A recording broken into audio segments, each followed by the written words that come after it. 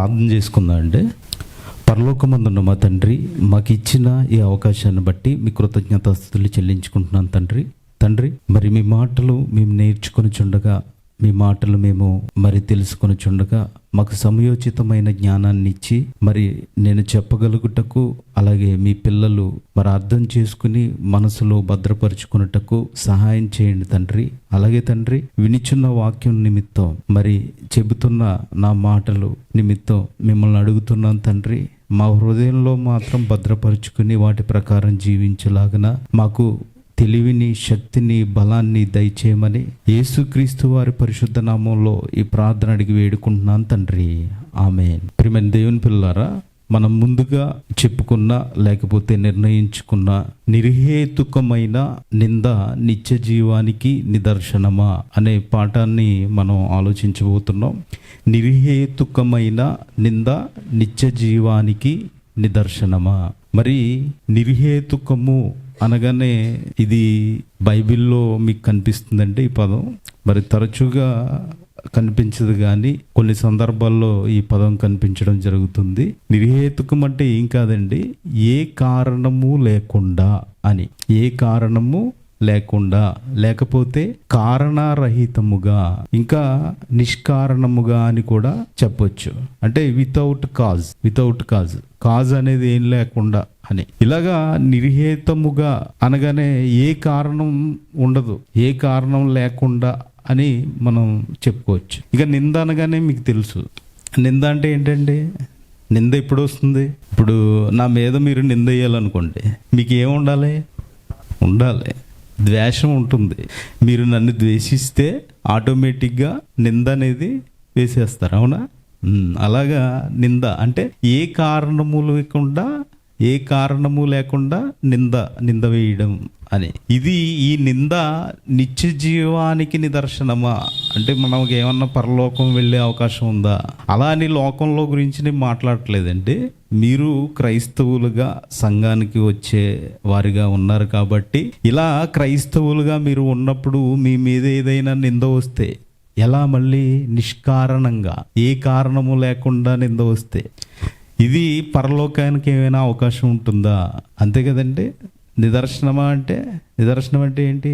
రుజువు, లేకపోతే సాక్ష్యము, ఇలా మాట్లాడుకోవచ్చు. ఇంకా మనం ఈ పాఠాన్ని గురించి ఆలోచించగలిగితే, యేసుక్రీస్తు వారిని నిందించి, యేసుక్రీస్తు వారిని ద్వేషించి ఆయన మీద నింద మోపారు. ఎందుకంటే మన గురించి మాట్లాడుకోవడం కంటే ప్రభు వారి గురించి మాట్లాడుకోవడమే మంచిది. కాబట్టి యేసుక్రీస్తు వారి గురించి లేదా యేసుక్రీస్తు వారిని ద్వేషించి నింద ఎలా మోపారో అని మనం ఆలోచించగలిగితే, యేసుక్రీస్తు వారిని చివరికి దొంగలు కూడా నిందించారు, అవునా కదా? నిందించారా? ఆ మాట చూస్తారు ఒకసారి. యోహాను సువార్త 15వ అధ్యాయము అది తర్వాత చూసుకుందాం అండి. యోహాను సువార్త 15వ అధ్యాయం 18వ వచనం ఒకసారి చదవండి. లోకము మిమ్మల్ని ద్వేషించిన ఎడల మీకంటే ముందుగా నన్ను ద్వేషించినని మీరు ఎరుగుదురు. మీరు లోక సంబంధులైన ఎడల లోకము తన వారిని ఏం చేస్తారంటే అండి, ఆ లోకముతో స్నేహిస్తారంట. ఇంకా చదవండి. అయితే మీరు లోక సంబంధులు కారు. ఏమండి, మీరేమన్నా లోక సంబంధులా? ఇప్పుడు ఈ రోజు ఇక్కడ కూడుకున్నారు కదా, ఇప్పుడు మీరు లోక సంబంధులుగా కూడుకున్నారా, యేసుక్రీస్తు సంబంధులుగా కూడుకున్నారు? యేసుక్రీస్తు సంబంధులుగా కూడుకున్నారు. అంటే మీరు లోక సంబంధులు కారు. లోక సంబంధులు అయితే ఈరోజు ఏ సినిమాకో, లేకపోతే ఏ ఫంక్షన్కో, ఏ సిటీ చూడడానికో ఇలాగే వెళ్ళిపోతారు ఈ పాటికి, అవునా?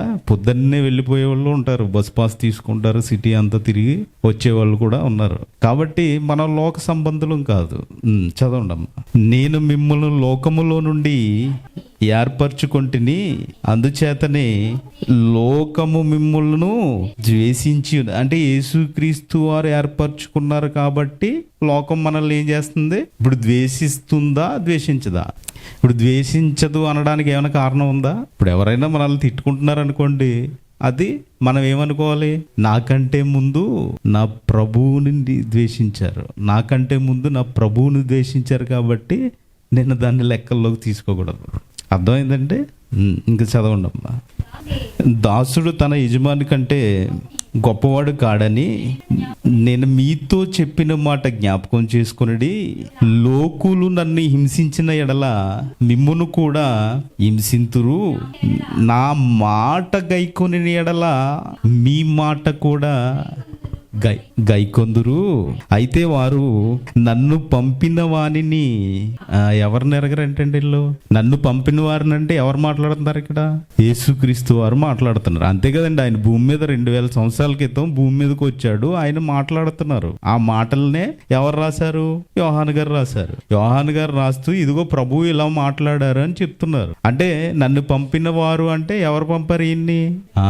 అది తండ్రి పంపగా ఆయన ఈ భూమి మీదకు వచ్చారు. నన్ను పంపిన వారిని ఏమంటున్నారు చూడండి అక్కడ. నా నామము నిమిత్తము వీటన్నింటినీ మీకు చేస్తారంట. ఎందుకు? వీళ్ళ తండ్రిని ఎరిగిన వారు. ఇంకేమంటున్నారు చూడండి. నేను వచ్చి వారికి బోధింపకుండిన ఎడల వారికి పాపం లేకపోను. ఎందుకంటే ఈయన వచ్చి ఏం చేశారండి? ఎందుకు?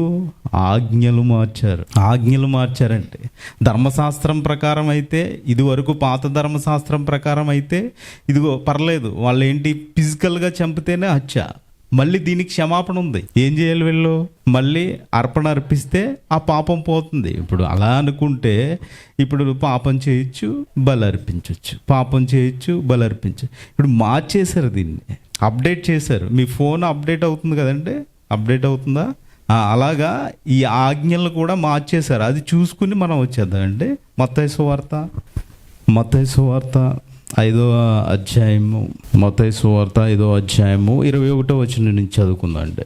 నరహత్య చేయవద్దు, నరహత్య చేయువాడు విమర్శకు లోనుగనని పూర్వీకులతో చెప్పబడిన మాట మీరు విన్నారు కదా. పూర్వీకులు ఎవరండి? పూర్వీకులు ఎవరు?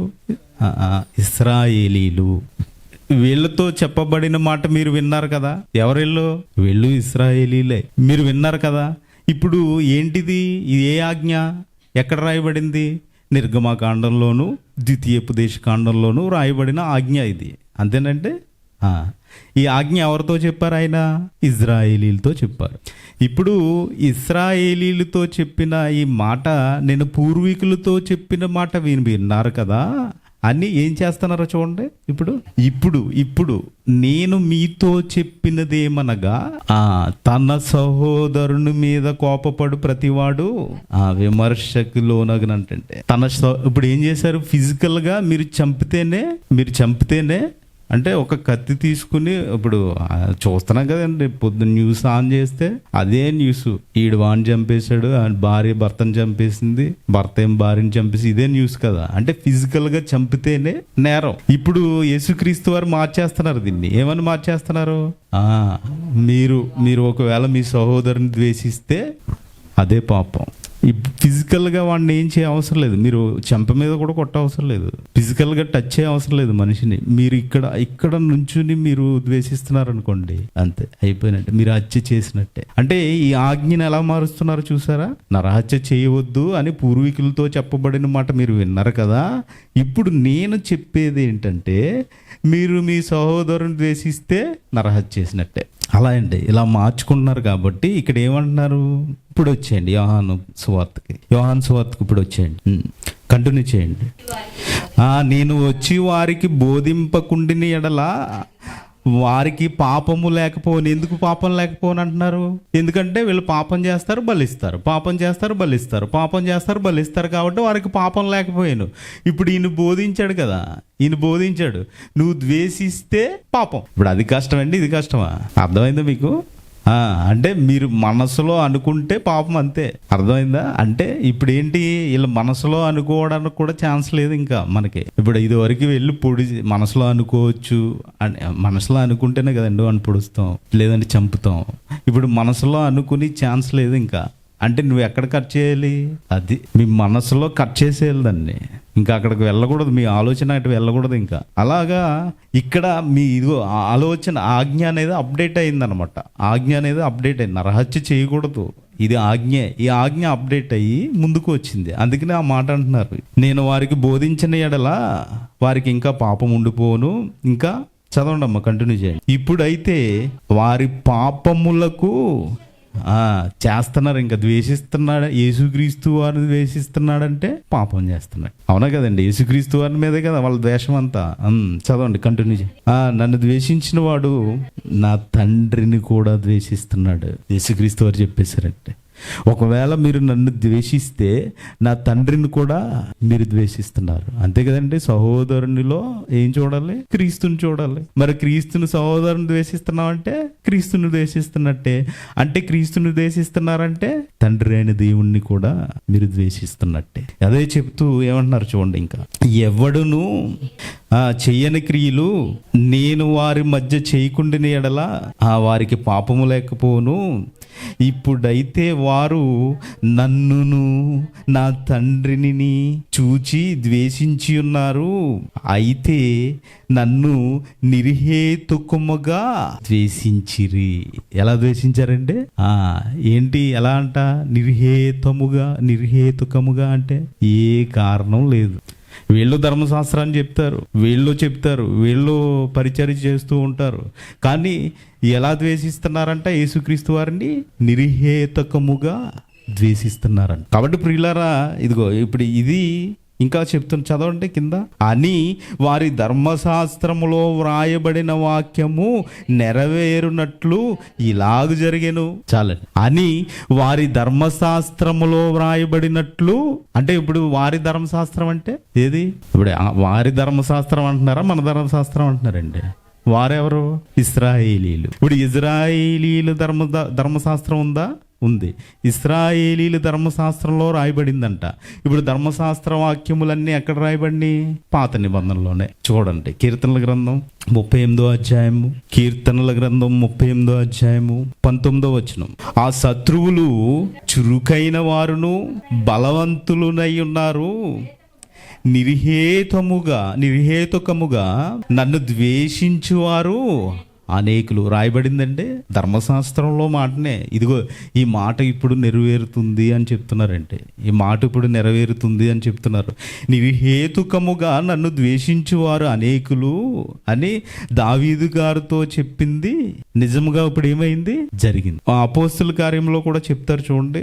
అపోస్తల కార్యములు 4వ అధ్యాయము, అపోస్తల కార్యములు 4వ అధ్యాయము 25వ వచనం నుంచి చదువుకుందాం. అన్యజనులు ఎలా అల్లరి చేసిరి, ప్రజలెందుకు వ్యర్థమైన ఆలోచనలు పెట్టుకునిరి, ప్రభువు మీదను ఆయన క్రీస్తు మీదను భూరాజులు లేచిరి, అధికారులను ఏకముగా కూడుకొనిరి అని నీవు నీ పరిశుద్ధాత్మ ద్వారా మా తండ్రియు నీ సేవకుడైన దావీదు నోట పలికించితివి. ఎవరి నోట అండి? అంటే ఇప్పుడు దావీదు గారు పలికిన మాటల్లో ప్రవచనాలు ఉన్నాయా? ఉన్నాయి. ఇప్పుడు దావీదు గారు పలికిన మాటే కదా మనం చూసుకున్నాం. అక్కడ దావీదు గారు కీర్తనలో మనం చూసుకున్నాం కదా మాట. అంటే కీర్తన గ్రంథంలో ప్రవచనాలు ఉన్నాయా? ఉన్నాయి. యేసుక్రీస్తు వారి గురించి కూడా రాయబడింది. ఎన్నో మాటలు ఉంటాయండి, ఎన్నో మాటలు ఉంటాయి. ఈ మాటలన్నీ మనం ఆలోచించగలిగితే, ఇదిగో నీ పరిశుద్ధాత్మ ద్వారా ఎవరైనా దావీదు గారికి, ఎవరంట వీళ్ళకి? దావీదు గారు ఎవరంటండి? చూడండి అక్కడ మాట. నీ సేవకుడైనా ఆ దావీదు నోట పలికించితివి మా తండ్రి అంటున్నారు చూడండి. ఎందుకు? ఈయన నాయకుడిగా ఉన్నాడు, ఈయన ఆత్మీయంగా వాళ్ళందరినీ కాపాడుతున్నాడు, వాళ్ళందరినీ ఏళ్తున్నాడు. అంతే కదండి? వాళ్ళందరినీ ఆత్మీయంగా బలపరచడానికి దేవుని కార్యక్రమాలకు ముందుండి నడిపిస్తున్నాడు కదా దావీదు గారు. ఆ తరం వారికి సేవ చేశాడు కదా దావీదు గారు.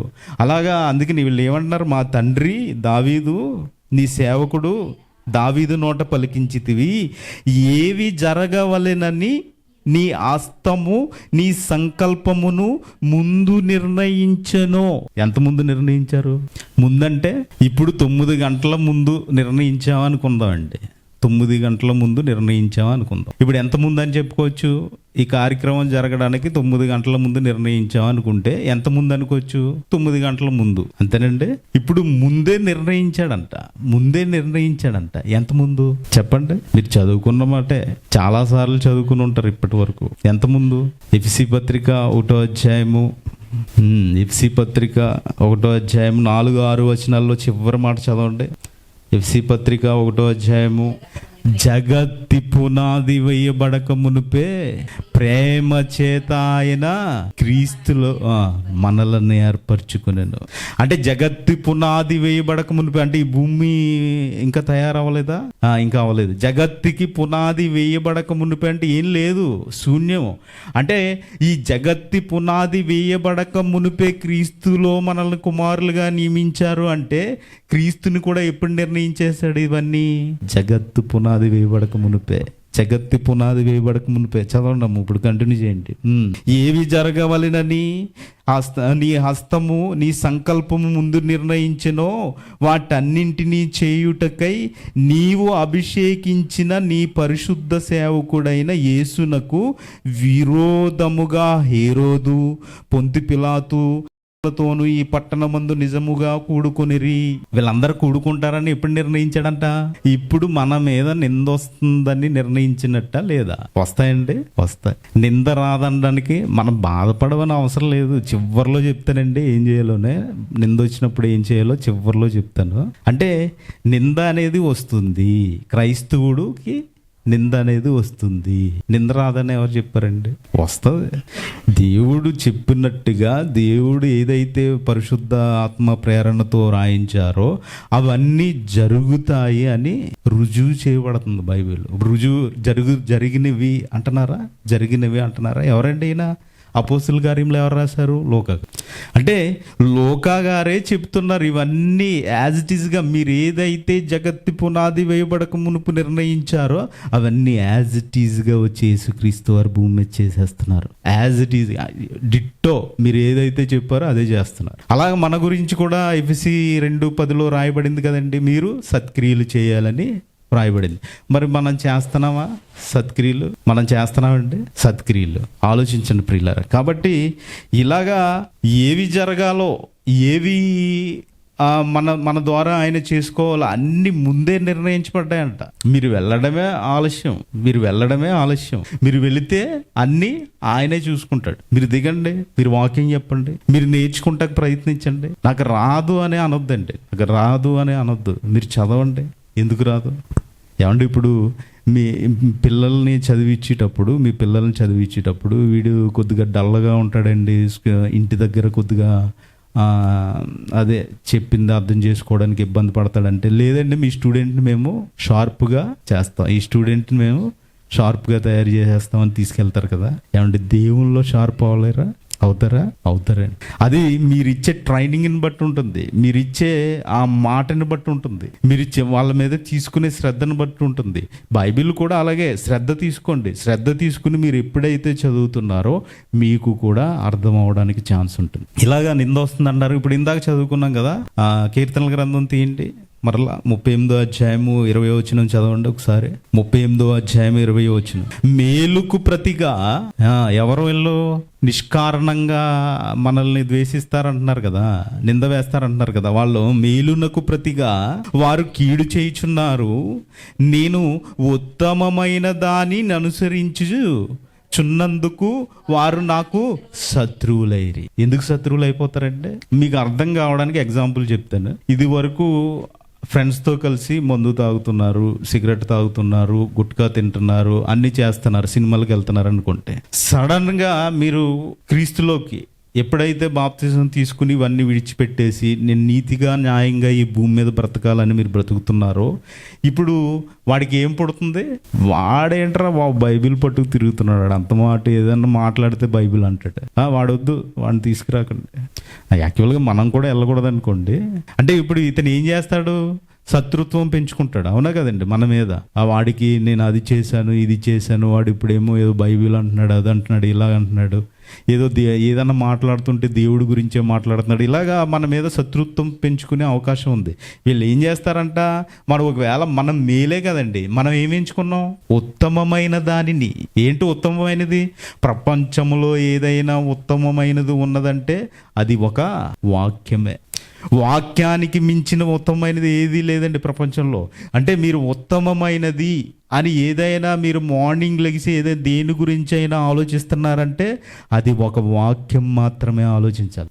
దేని గురించి ఆలోచించకూడదండి. మీకు ఏదైనా ఉత్తమం, ఇప్పుడు ఇదంతా చేసుకోండి, ఇది బాగుంది, ఇదే అని అనుకోడు. దీనికంటే ఉత్తమమైనది ఏది? వాక్యం. వాక్యాన్ని ఉత్తమమైన దానిగా నేను అనుసరించుచున్నాను. దానిని అనుసరించి, ఉత్తమమైనది అంటే వాక్యాన్ని నేను అనుసరించుచున్నందుకు వారు నాకు శత్రువులైరి. ఏమన్నా మనం ఇక్కడికి వచ్చి ఏమన్నా అసభ్యకరంగా ఏమన్నా పనులు ఏమన్నా చేస్తున్నావా? ఏం చేస్తున్నావు? వాక్యం చదువుకుంటున్నాం. ఇప్పుడు మనం వాడికి ఏమవుతాం? ఇప్పుడు శత్రువులు అయిపోతాం. అదిగోరా వాళ్ళు అక్కడ ఆరాధన చేస్తున్నారు. ఉంటారండి, మీకు కనిపించరు, అప్పుడే ఉంటారు. అవునా కదండి? సాతాను శక్తులు ఉంటాయి. కాబట్టి చాలా జాగ్రత్తగా, అంటే ఇలాంటి శ్రమలు వస్తాయా, ఇలాంటి నిందలు వస్తాయంటే బైబిల్ ప్రకారం ప్రతి క్రైస్తవుడికి నింద వస్తుంది. మీరు యథార్థంగా ఉండండి, ఉత్తమమైన దాన్ని ఎన్నుకోండి, ఉత్తమమైనదో ఆ వాక్యంతో మీరు నడవండి, మీకు నింద అనేది కంపల్సరీ వస్తుందండి. కాబట్టి ప్రియమైన దేవుని పిల్లలారా, ఇదిగో యేసుక్రీస్తుకి వారు అంటే ఏదైతే ఆయనకి రాయబడిందో, ఏదైతే నిష్కారణమైన నింద అనుభవించారో, అంతే కదండి. నింద అనుభవించారా? యేసుక్రీస్తు వారు అనుభవించారా? ఉత్తమమైనదే. ఆయన తండ్రి దగ్గర వినే వచ్చాడు మాటలు, తండ్రి మాటలే ఉత్తమమైనవి, అదే వాక్యం. ఈ వాక్యాన్ని నెరవేర్చడానికే కదా ఆయన భూమి మీదకి వచ్చింది. అంతేనంటే ఆయన పని చేయడానికి ఈ భూమి మీదకి వచ్చింది ఎందుకు? వాక్యాన్ని నెరవేర్చడానికి. ఈ వాక్యం నెరవేర్చే సమయంలో ఆయన నిందించారండి. చూద్దాం. మత్తయి సువార్త 27వ అధ్యాయము 44వ వచనం. మత్తయి సువార్త 27వ అధ్యాయం 44వ వచనం. ఆయనతో కూడా సిలువ వేయబడిన బందిపోటు దొంగలను అలాగే అంటే దొంగలు నిందించారు, అలాగే అన్నారు కదా, అలాగే ఈ బందుపోటు దొంగలు కూడా నిందించారంట. ఇప్పుడు ఈయన ఏం చేయలేదంటే, ఏ పాపం చేయలేదు, ఏమీ చేయలేదు, ఏ ఆ దుష్కార్యం కూడా చేయలేదు. ఈయన ఏం చేశాడంట? సిలువ వేస్తారు. ఇదంతా జరిగేది ఏంటంటే సిలువ మీద. ఈ సిలువ మీద వేసినప్పుడు ఈయన ఆల్రెడీ తండ్రి రాయబడినట్టుగా చనిపోతున్నారు. యేసుక్రీస్తు వాక్య ప్రకారం బ్రతుకుతున్నారు. ఇలా బ్రతుకుతున్నప్పుడు ఏం జరుగుతుంది? పక్కన ఇద్దరు దొంగలు ఉన్నారు కదండి. ఈ ఇద్దరు దొంగలు ఏం చేస్తున్నారంట? వారు అంటే ఆల్రెడీ ఇందాక మనం చదువుకున్నాం కదండి, అపోస్తులు గారు ప్రధాన యాజకులు ఉన్నారు, అన్యులు ఉన్నారు, చాలా మంది ఉన్నారు. వీళ్ళతో కూడున్నారనమాట. వీళ్ళు వేషించడానికి సమాజంగా కూడుకున్నారంట. ఇప్పుడు మనం ఇక్కడ ఏం చేసామండి? సమాజంగా కూడుకున్నాం. దేని గురించి? వాక్యం నిమిత్తం. వాళ్ళు దేనికి కూడుకున్నారు తెలుసా? ద్వేషించి, క్రీస్తు వారిని చంపడానికి, క్రీస్తు వారిని ఏదో విధంగా ఈ భూమి మీద నుంచి తీసివేయడానికి కూడుకోవడం. ఇలా కూడుకుంటారంటే ఈరోజు మన వాళ్ళు కూడా అలాగే తయారయ్యారు. అది తగదండి మనిషికి. చాలా జాగ్రత్తగా ఉండాలి ప్రియులారా. అయితే ఇప్పుడు ఏం చేస్తున్నారంటే, ఆయనతో కూడా సిలువ వేయబడిన బందిపోటు దొంగలను వారు ఎలాగైతే నిందించారో వీళ్ళు కూడా నిందిస్తున్నారంటే. ఆల్రెడీ వీళ్ళ దొంగలు, ఓకేనా? ఈ దొంగలను రక్షించే ఈయన సిలువ మీద ఉన్న ఆయన. వీళ్ళు ఏం చేస్తున్నారంట? వాళ్ళ నిందించారని వీళ్ళు కూడా నిందిస్తున్నారు. అంటే ఈ రోజు కూడా అలాగే ఉంది పరిస్థితి. ఎవడో ఏదో అన్నాడని వీడియో వచ్చేస్తాడు పక్క నుంచి. అవునా వాడి మీద నింద వేసేయి, ప్రాబ్లం లేదు. అంటే యేసుక్రీస్తు వారు ఏమన్నా చేశారండి? అన్యాయ పనులు ఏమైనా చేశారండి? యేసుక్రీస్తు వారు భోజనం పెట్టాడు కదా, 1000 మందికి భోజనం పెట్టాడు కదా, 5 రొట్టెలు 2 చేపలు 1000 మందికి పంచిపెట్టాడు కదా, ఈ కుష్టు రోగాన్ని తీసేశాడు కదా, పుట్టుగుడ్డోళ్ళకి కళ్ళు ఇచ్చాడు కదా. ఏమంటే చేయలేదా? ఇవన్నీ ఎన్నో అద్భుత కార్యాలు చేశాడు కదా. ఇదిగో పొట్టి జక్కయ్య, ఇదిగో సుంకరి జక్కయ్యని రక్షించాడు కదా. ఆయన ఏం చేశాడండి? రక్షింపబడిన తర్వాత ఆయన ఏవైతే డబ్బులు ఎక్స్ట్రా తీసుకున్నాడో మళ్ళీ ప్రజలందరికీ పనిచేశాడు కదా. ప్రజలకు మంచే కదా జరిగింది యేసుక్రీస్తు వారి వల్ల. ఎందుకు ద్వేషిస్తున్నారండి? చూద్దాం, అది కూడా చూద్దాం. అంటే ఇంకొక మాట చూద్దాం. రోమపత్రిక 15వ అధ్యాయం 3వ వచనం. రోమపత్రిక 15వ అధ్యాయం 3వ వచనం. క్రీస్తు కూడా తన్ను తాను సంతోషపరుచుకోలేదు గాని నిన్ను నిందించు వారి నిందలు నా మీద పడెను అని వ్రాయబడినట్లు ఆయనకి సంభవించింది. ఏమండి? అని వ్రాయబడినట్లు అంటున్నారు, చూసారా? తండ్రి ఏదైతే పరిశుద్ధాత్మ ప్రేరణతో ఇలా వ్రాయించారో బైబిల్, అదే విధంగా ఆయన శ్రమ పొందాడు, అదే విధంగా నిందలు వచ్చినాయి, అదే విధంగా నిందల పాలయ్యాడు అతను అని వ్రాయబడినట్లంటే ఈ మాట ఎక్కడ మీకు దొరుకుతుందంటే కీర్తనలో 89వ అధ్యాయంలో దొరుకుతుంది. ఇప్పుడు చదివించనంటే అంటే వ్రాయబడినట్లంటే వ్రాయబడినది జరుగుతుంది ఎవరి జీవితంలో? యేసుక్రీస్తు వారి జీవితంలో.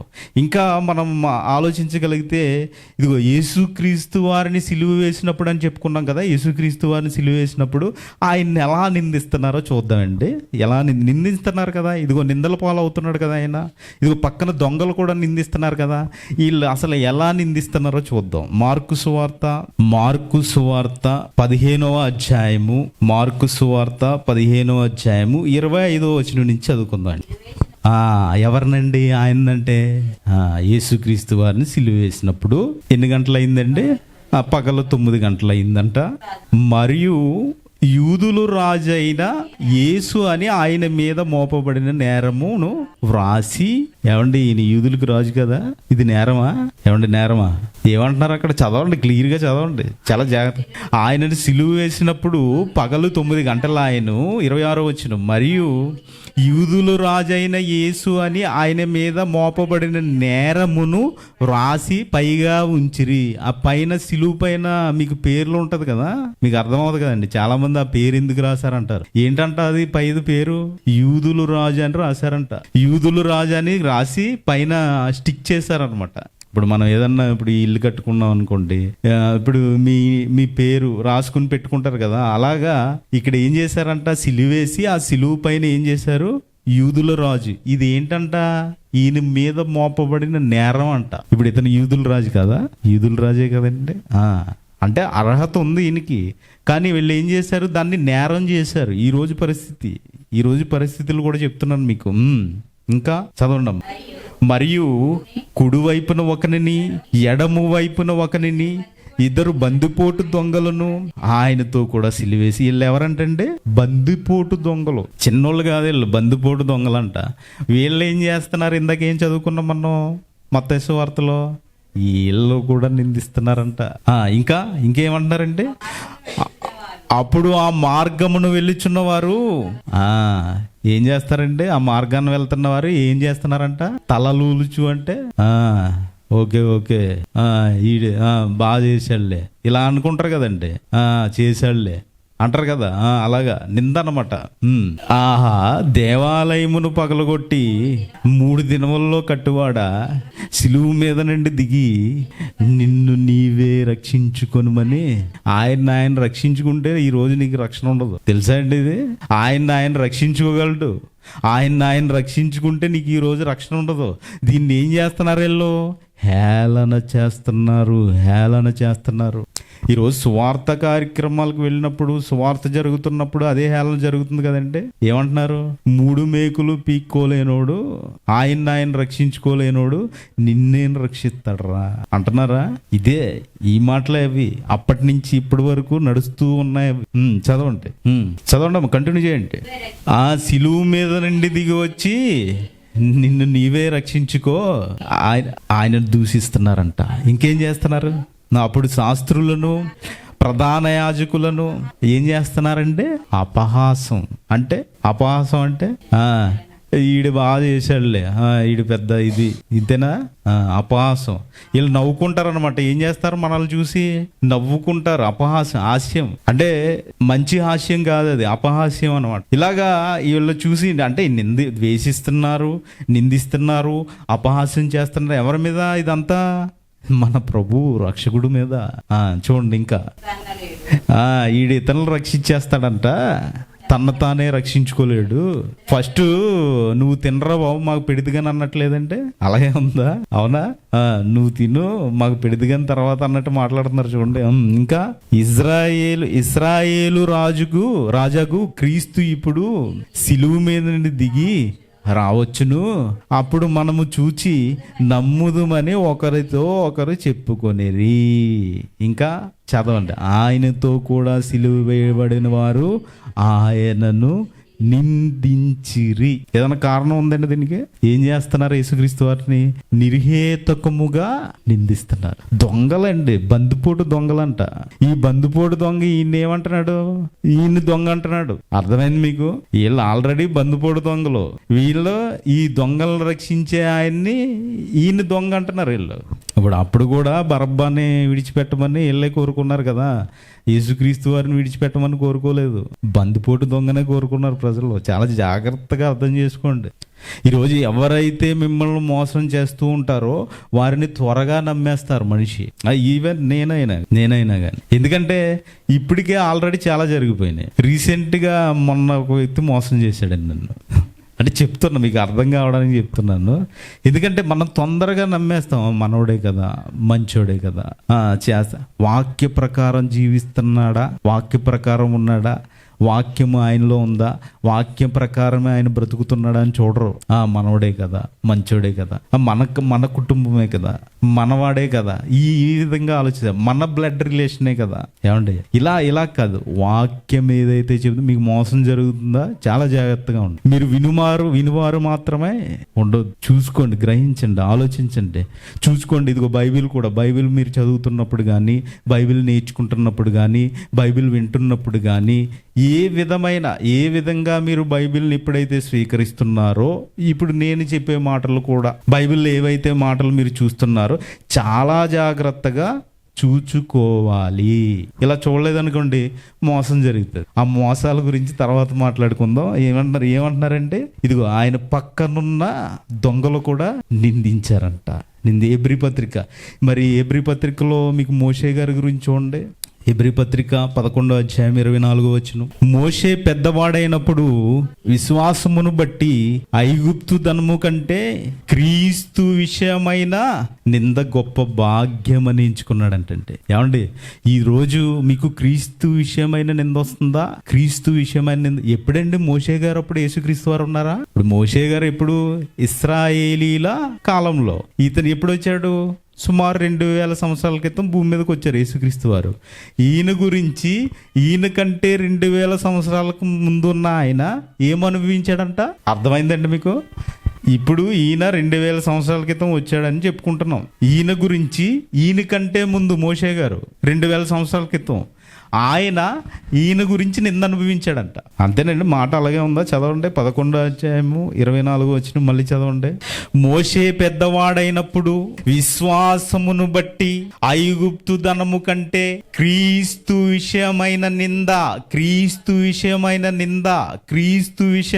నింద గొప్ప భాగ్యమని. ఈ రోజు ఎవరు పడతారండి నింద? ఆడు నన్ను అన్నాడు. ఆడంత ఎలాగైనా చూడాలి. అండ్ నింద పడతారా? మోసే పడినట్టు నింద పడతారా? ఏమంటే ఈ రోజు ఉందా ఆ సాత్వికం? ఉందా మనలో? అంటే క్రైస్తవుడు ఎలా మారిపోవాలంటే, ఇదిగో క్రీస్తు నిమిత్తం మీరు క్రైస్తవులుగా ఉన్నారా? విశ్వాసిగా ఉన్నారా? ఇదిగో క్రీస్తు కోసం బ్రతుకుతున్నారా? బాప్తిసం తీసుకున్నారా? క్రీస్తులో ఉన్నారా? మీరు ఎలా ఉండాలంట? ఇదిగో క్రీస్తు విషయమైన నింద వచ్చినప్పుడు మీరు ఏమవ్వాలంట? గొప్ప భాగ్యము. మనమేమనుకుంటాం? నా వెనకాల ఒక 5 లక్షలు ఉంది, ఇదే నా గొప్ప భాగ్యం. అవునా కదండి? నా వెనకాల ఎమ్మెల్యే ఎంపీలు ఉన్నారు, ఇదే నా గొప్ప భాగ్యం. అది కాదంట.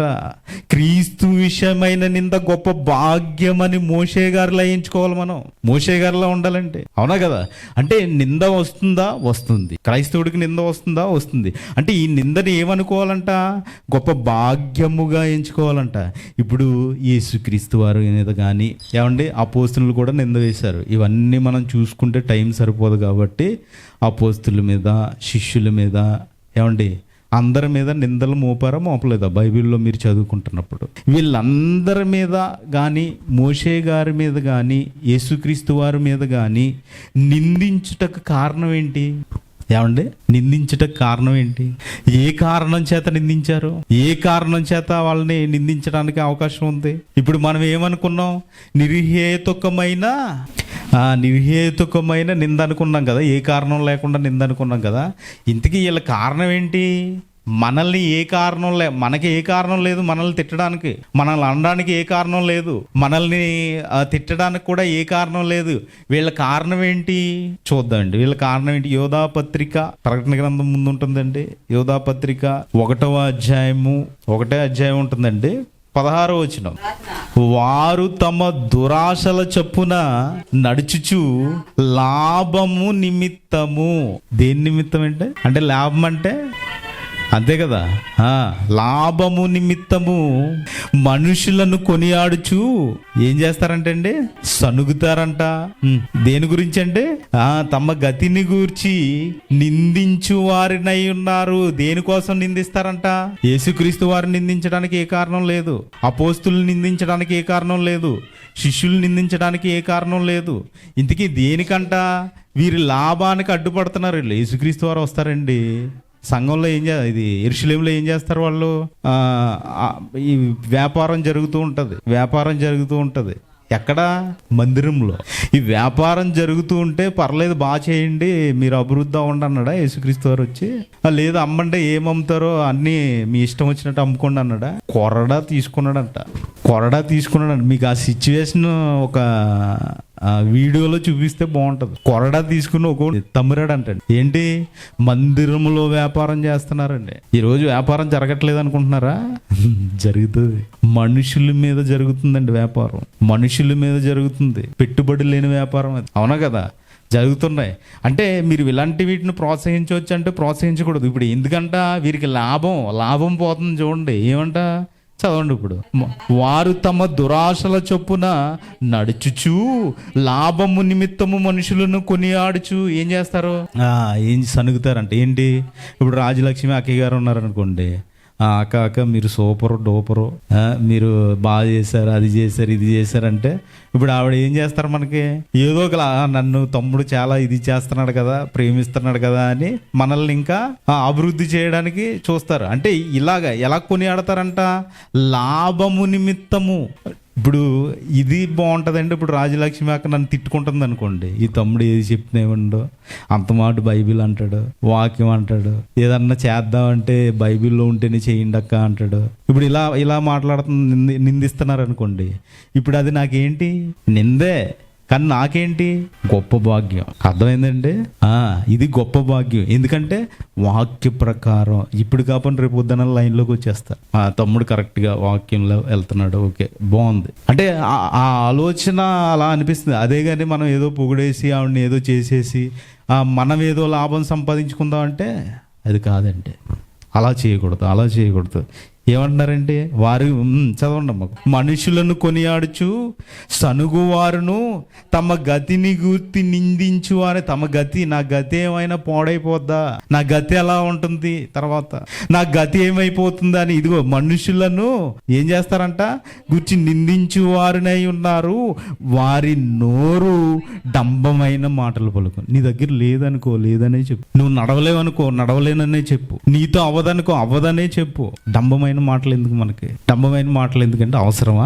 నీకు ఎంత ఉంది? 100 రూపాయలే ఉన్నాయి. నా దగ్గర 100 రూపాయలే ఉన్నాయి. అమ్మ నా దగ్గర 100 రూపాయలే ఉన్నాయి. నేను ఇవి మాత్రమే ఖర్చు పెట్టగలుగుతాను. లేదు 100 ఏంటి, వీళ్ళు 1,00,000 అయినా ఇచ్చేస్తాను అన్నాడు అనుకోండి 100 ఉన్నవాడు. అది ఏంటది? డంబమైన మాట. నీ దగ్గర నీకు తెలియదు, తెలిసినట్టుగా మాట్లాడు. తెలియకపోతే తెలియనట్టే ఉండాలి. దేవుడిని అడగండి, ఇచ్చేస్తాడు. మీ జ్ఞానం లేదా? అడగండి, ఇచ్చేస్తాడు. అన్ని ఫ్రీగా ఇస్తున్నాడండి ఆయన. అవునా కదా? ఇస్తున్నాడా ఆయన? ఫ్రీగానే కదా. ఇప్పుడు మన ఊపిరి ఉంది, మన ఆయుష్ ఉంది, ఇవన్నీ ఎవరిచ్చినాయి? ఆయన ఇచ్చినాయే. ఆయన కనుక ఈ ఊపిరి పెట్టకపోతే నువ్వు ఉంటావా ఈ భూమి మీద? లేవు. ఇంతలాగా ఆయన మిమ్మల్ని కాపాడుకుంటూ వస్తున్నప్పుడు న్యాయంగా, యథార్థంగా, ఇదిగో నీతిగా నా కోసం బతకండి అని చెబుతుంటే నువ్వు ఎందుకు బతకలేకపోతున్నావు? ఇప్పుడే అలా గొంతు పట్టుకున్నాడు అనుకోండి దేవుడు, ఏమైపోతుంది? ఆలోచించిన ప్రియులారా. అంటే ఇలాంటి వారుగా ఉండకూడదు. వారు తమ దురాశల చెప్పున దురాశ ఉండకూడదు ఫస్ట్ మెయిన్ మనసులో. ఇంకా లాభం అనే ఆశ ఉండకూడదు. లాభము నిమిత్తము మనుషులను కొనియాడుచు సనుక్కోకూడదు. మనుషులు కొనియాడు ఏం చేస్తావు నువ్వు? ఒక వ్యక్తిని పొగుడుతున్నావు, ఏంటి లాభం ఏంటి? నీకేమైనా యూజ్ ఉందా అంటే యూజ్ ఉంటేనే పొగుడుతావు. ఎమ్మెల్యే గారి దగ్గరికి వెళ్ళాం అనుకోండి, ఎమ్మెల్యే గారు అస్సలు మీరు పరిపాలన చెప్పాలి సూపర్ అండి, ఎక్సలెంట్ అని అన్నాను అనుకో, కావాలా నీకు ఫ్రీగా సైకిల్ ఇస్తాను తీసుకెళ్ళి అంటాడు. అది ఎక్కడది? గవర్నమెంట్ సొమ్మే. అర్థమవుతుందండి? ఇలాగా మనుషులను కొనియాడుచు సనుగువారును తమ గతిని గూర్చి నిందించు వారినై ఉన్నారు. నా గతి ఏమైపోతుంది, నేను ఏమైపోతానో, ఇలా నిందించు వారినై ఉన్నారు.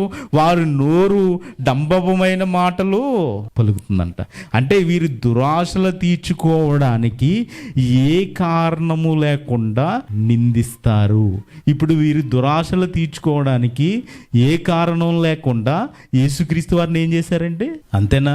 ఏమైనా కారణం ఉందా? ఇప్పుడు ఈయన వచ్చి ఏమంటున్నాడు, నేను యూదులకు రాజు అంటున్నాడు. వీళ్ళు ఏం చేస్తున్నారు, ఇంకా మా మెస్సీ వస్తాడు, ఇంకా యూదుల రాజు రాలేదు, ఆ రాజుకే మేము నమ్ముతాము, మీకు నేను నమ్మము. అంతే కదండి. అంటే వీళ్ళ దురాశలు, వీళ్ళు ఏముంది, వీళ్ళు అబ్జర్వ్ చేయట్లేదు. లేఖనాలు రుజువు చేయబడుతున్నా నమ్మలేకపోతున్నారు, లేఖనాల ప్రకారం జరుగుతున్నా నమ్మలేకపోతున్నారు. అందుకనే ఈయనలో ఏ కారణం లేకపోయినా వీళ్ళ దురాశల నిమిత్తం, అంతే కదా. ఇప్పుడు వీడు వచ్చాడు మొత్తం అందరిని మార్చేస్తున్నాడు. ఫర్ ఎగ్జాంపుల్ మీకు అర్థం కావడం చెప్తే 70-80 లక్ష రూపాయలు అనుకుంటే, 1,00,000 రూపాయలు శాలరీ అయితే దశంభాగం ఎంత ఇవ్వాలి? 10,000 ఇవ్వాలి. ఇప్పుడు 10,000 ఇచ్చేసిన తర్వాత ఈమె సంఘానికి రాలేదు, చర్చికి రాలేదు, నేను ప్రతి నెల దశంభాగం ఇచ్చేస్తున్నాను, ప్రాబ్లం ఏం లేదు అంటే ఇన్కమ్ జనరేట్ అయిపోతుంది. మరి పరలోకం వెళ్తుందా? నేను పరలోకం వెళ్తానా? ఈరోజు ఎలా అయిపోయిందండి, నేను జాబ్ చేసుకుంటాను, మీకు వద్దు బాబు, మాకు వద్దు, రా కూర్చో, వాక్యం నేర్చుకో, చెప్పు వాక్యం వెళ్ళి. నువ్వు వాక్యం చెప్పకుండా, వాక్యం నేర్చుకోకుండా, వాక్యం వినకుండా, ఏమండి మీరు నాకు 10,000 ఇచ్చేలా? అవునా? మీరు స్కూల్లో చదువు నేర్చుకుంటారు కదా, చదువు చెప్పడానికి మీరు ఫ్రీగా 10,000 ఇచ్చేసి, నేను ఈ స్కూల్కి రాను, 10,000 ఇస్తాను, నాకు సర్టిఫికెట్ ఇచ్చేయంటే ఇచ్చేస్తారా? మరి దేవుడి దగ్గర ఎందుకండి దొంగ నాటకాల్లో? అర్థమవుతుందండి మీకు? అంటే లాభము నిమిత్తం చేయకూడదు, లాభం నిమిత్తం చేయకూడదు. మీరు 10,000 ఇస్తే పరలోకం ఎవడో దేవుడు, మీరు ఆయన మాట చెప్పున ఇది వ్రాయబడినట్టు చేస్తున్నారు కదా. యేసుక్రీస్తు వారు వ్రాయబడినట్టే నడుస్తున్నారు కదా, వ్రాయబడినట్టే చనిపోతున్నారు కదా, వ్రాయబడినట్టే ఆయన ప్రాణం విడుస్తున్నాడు కదా, వ్రాయబడినట్టే ఆయన మాట్లాడుతున్నాడు కదా. ఆయన మాటలు కూడా ఎలా ఉన్నాయండి? తండ్రి ఏదైతే చెప్పాడో ఆ మాటలే, తండ్రి ఎలా అయితే మాట్లాడుతున్నాడో ఆ మాటలే. ఇలా మాట్లాడుతున్నప్పుడు, ఇలా చేస్తున్నప్పుడు నేను బైబిల్లో ఉన్న ఏం పాటించను, నా ఇష్టం వచ్చినట్టు తిరుగుతాను, మీకు దశంభాగం కావాలి కాబట్టి దశంభాగం ఇచ్చేస్తున్నాను అన్నారు అనుకోండి, వింటాడా? ఆలోచించిన ప్రియులారా. ఎందుకంటే క్రైస్తవ్యాన్ని తప్పుదారి పట్టిస్తున్నారు. క్రైస్తవుల్ని ఇదిగో ఎలా నాశనం అనేది మీకు కనిపించదు, అది సాతానుగాడు మీకు కనిపిస్తున్నాడా? నేను చూశాను అన్నవాళ్ళు చేయొద్దండి. చూసారా? మరి సాతాను శక్తులు, ఇదిగో సాతాను గురించి ప్రార్థన, మనం పడుకునేటప్పుడు సాతాను గురించి ప్రార్థనే. ఇప్పుడు మనం మా సాతాను ఇబ్బందులు ఏం రాకుండా మమ్మల్ని కాపాడని అంటాం. సాతాను గురించి ఎక్కువ మనం పలికే మాట ఏంటంటే దేవుడి కంటే ఎవరన్నా చూపించారా మీకు? చూపించరు. ఎందుకంటే ఆడు కనపడడు. అంటే ఎక్కడ ఉంటాడు మరి? ఎక్కడ ఉన్నాడు? ఉన్నాడా? ఉన్నాడు. ఎలా ఉంటాడు? అది ఆడి క్రియలు మనలో కనిపిస్తే మీలో ఉన్నట్టే. అలాగా సాతాను వాడి చేసే పని అండి. ఇప్పుడు ఇది ఇక్కడికి వచ్చారు, ఇక్కడి నుంచి ఇంటికి వెళ్ళిన వెంటనే ఫుల్ బాటిల్ ఓపెన్ చేసి తాగేస్తున్నాడు అనుకోండి, అది ఏంటది? సాతాన్ని ఎక్కిస్తున్నాడు స్లోగా. అదే సాతాను. మీ శరీరాన్ని పాడు చేసుకోకూడదు కదా. ప్రతి అవయవం దేవుని చిత్త ప్రకారం నిర్మింపబడింది కదా. హార్ట్ అన్ని మొత్తం అవయవాలన్నీ దేవుని చిత్త ప్రకారం నిర్మింపబడ్డాయి. వీటిని నువ్వు పాడు చేసేస్తున్నావు అనుకోండి, ఏమైనట్టు? సాతానుగాడు దేవుని పనిని పాడు చేస్తాడంటే అదే దేవుడు చేశాడు. నీ heart lub dub lub dub lub dub lub dub అని కొట్టుకుంటుంది కదా. మీ హెయిర్, తల, ఇదంతా ఎవరు చేశారు? దేవుడు చేశాడు. మీ నోరు, మీ ముక్కు, మిమ్మల్ని మీరు చూసుకుని మురిసిపోతారు కదండి అర్థంలో, అవునా? అలా మురిసిపోయేటప్పుడు ఎవరు చేశారు? నా ముక్కు, నా నోరు, నా కళ్ళు, ఇవన్నీ ఎవరు చేశారు అనుకోవాలి? మా అమ్మ చేసింది అనుకోకూడదంటే దేవుడు చేశాడు. అంటే ఇవన్నీ నువ్వు పాడు చేసేస్తున్నావు అనుకోండి. ఇదిగో లివర్ ఉంది, ఇవన్నీ లోన అవయవాలన్నీ మనం పాడు చేస్తున్నాం అనుకో, పాడైపోతున్నాయి అనుకో, మనం తినే తిండి వల్ల, త్రాగుడు వల్ల. ఇప్పుడు ఎవరి మాట ఎవరు ప్రవేశించినట్టు? మీరు ఒకరిని ద్వేషిస్తున్నారంటే, మీరు ఒకరిని తిడుతున్నారంటే ఇప్పుడు కనిపించాడంటే సాతాను గాడు. అలాగే అంటే బైబిల్ ప్రకారం మనం సాతాను గాని చూడాలి. ఎక్కడున్నాడండి? ఎందుకు ద్వేషిస్తారంట వీళ్ళు? వారి దురాశలు తీర్చుకోవడానికి ఏ కారణం లేకపోయినా మనల్ని ద్వేషించేవారుగా ఉంటారు. మరి ఇప్పుడు మనం క్రీస్తుని నమ్ముకున్నాం కదండి. ఏమండి, నమ్ముకున్నావా క్రీస్తుని? బాప్తిస్మం ఎంతమంది తీసుకున్నారంటే? ఓకే, మనం క్రీస్తుని నమ్ముకున్నాం, క్రైస్తవులుగా బ్రతుకుతున్నాం. ఓకేనా? క్రీస్తు విషయమై మీకు ఏదైనా నిందొచ్చింది అనుకోండి, ఇప్పుడు మీకు ఏదైనా పలానా అతను నన్ను అన్నాడు, లేకపోతే పలానా ఆవిడ నన్ను అన్నాడు అనుకోండి, ఇప్పుడు మీరు ఎలా ఫీల్ అవ్వాలి? చూడండి, ఇప్పుడే పేతురు గారు రాసిన 1 పేతురు 4వ అధ్యాయము 14వ వచనం. 1 పేతురు 4వ అధ్యాయం 14వ వచనం. క్రీస్తు నామము నిమిత్తము, ఆ క్రైస్తవులుగా బ్రతుకుతున్నారు కదా, క్రీస్తు నామాన్ని ధరించుకున్నారు కదా, మీరు నిందలు అందరూ తీయాలండి, అందరూ తీయాలి. పేతురు గారు రాసిన 1 పత్రిక 4వ అధ్యాయము 14వ వచనం. పేతురు గారు రాసిన 1 పత్రిక 4వ అధ్యాయము 14. అందరూ తీసారా? ఓకేనా? క్రీస్తు నామము నిమిత్తము మీరు నిందల పాలైన ఎడల మహిమా స్వరూపి అయిన ఆత్మ, అనగా దేవుని ఆత్మ మీ మీద నిలుచుచున్నాడు కనుక మీరు ధన్యులు అనే మాట పక్కనట్టండి. అంతకంటే ముందు ఇంకో మాట ఉంది చూడండి. మీ మీద ఎవరంట? దేవుని ఆత్మ. ఎప్పుడు పొందుకుంటాడండి దేవుని ఆత్మని? ఇప్పుడు ఇక్కడ ఏం జరుగుతుంది? నిలుచున్నాడని, ఆయన మనలో ఉన్నాడని తెలియాలంటే ఏం రావాలంట మనకి? నింద. వచ్చినాయా మీ మీదకి నిందలు? ఎప్పుడన్నా నా మీదకి వచ్చినాయండి, చాలా వచ్చినాయి. అంటే ఇలా నిందలు వస్తున్నప్పుడు మీరు ఏమవ్వాలి? ధన్యులంట, ధన్యులు, మీరు ధన్యులు. ఇప్పుడు ఏముంటదంట మీ మీద? దేవుని ఆత్మ మీ మీద నిల్చున్నాడు, దేవుని ఆత్మ మీ మీద ఉన్నాడు. ఇంకా మత్తయి సువార్త 5వ అధ్యాయం 11వ వచనం చూడండి. మత్తయి సువార్త 5వ అధ్యాయం 11వ వచనం. మత్తయి సువార్త 5వ అధ్యాయం 11వ వచనం. నా నిమిత్తము, అంటే మీరు యేసుక్రీస్తు వారి నిమిత్తం బ్రతికితే, నా నిమిత్తము జనులు మిమ్మును నిందించి మీ మీద అబద్ధముగా చెడ్డ మాటలెల్లా పలుకున్నప్పుడు మీరు ధన్యులు.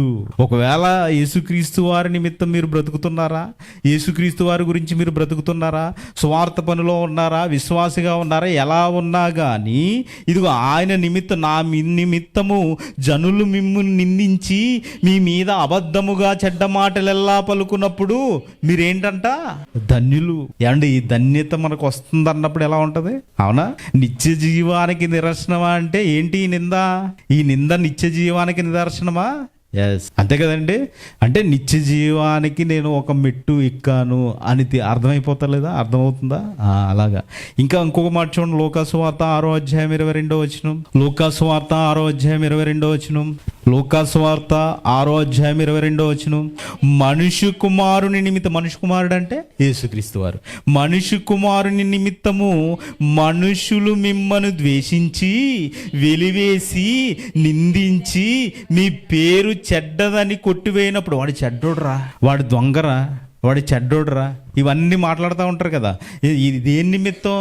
క్రీస్తులో. మళ్ళీ బయట కాదండి. నేను బయట దొంగతనం చేశాడు, నన్ను చెడ్డోడు అన్నాడు, ఇలా కాదు. బయట నన్ను నిందించారు, ఇలా కాదు.